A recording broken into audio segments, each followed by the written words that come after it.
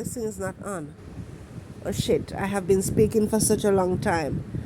And yeah, so like I said, they have been mixing people in such one soup bowl for the longest while, and creating an avalanche on my head, hiding Naomi. And it's truly unfair. It's truly unfair, because whatever problems that they are igniting, it has been there for the longest of while. It has been there. So Jamaica is taking on such burden, such burden from the outsiders, and they like to throw it on my back, because they don't try to get to know me, so they can say, this is happening, etc., etc.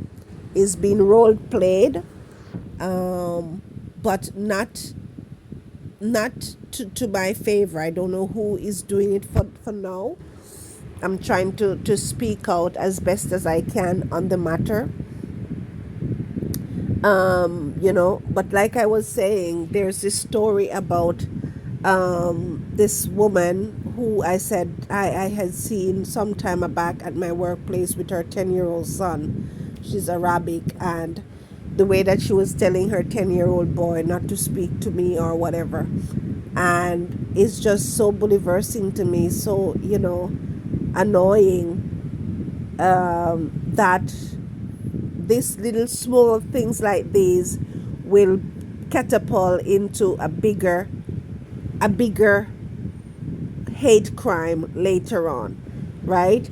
And these are some of the things that I'm just being mindful of and caution, because before being in Jamaica, I did not know any Arabs, so to speak. I did not know much about the French either, although I was speaking to the French, but I did not know really. I was beginning to learn about them. I have seen white people, I knew about Europeans. I don't know much about Africa at the time, so I am still learning,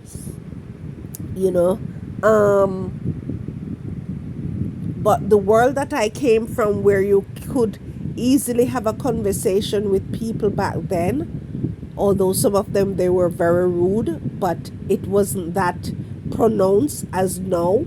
Now, being behind the scene and seeing whatever is going on, I'm learning how certain people operate, how their mental space is at, and as I'm saying that, it's so unfortunate that people are going into race discussion in somewhat, where they want to control this, or they want to control the dress code, or they want to control the cars, or they want to control the housing, they want to control the business, when the world is big enough for all of us, so we can do as we wish to do.